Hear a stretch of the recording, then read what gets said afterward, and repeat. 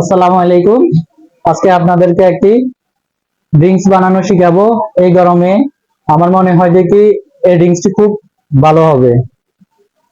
এই ড্রিঙ্কসটি বানানোর জন্য কিছু জিনিস লাগবে।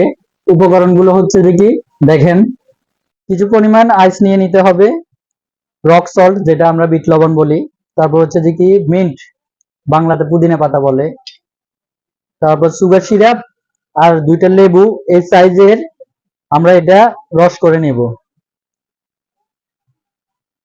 তারপর একটা ব্লেন্ডার নিতে হবে, ব্লেন্ডারে আমরা কিছু পরিমাণ আইস দিয়ে দেব, তারপর লেবু সিরাপটা দিয়ে দেব। সুগার যদি লাগে তো ভালো, সুগার ছাড়া খেলে আরো ভালো। কিছু সুগার দিয়ে দিলাম, পুদিনা পাতা দিয়ে দিলাম,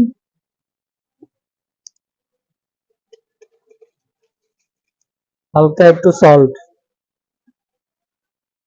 রক সল্ট দিয়ে দিলাম, মিনারেল ওয়াটার।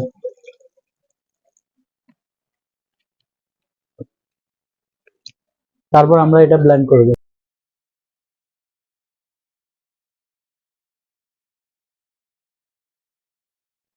তারপর একটি গ্লাসে ঢেলে নিব আমরা।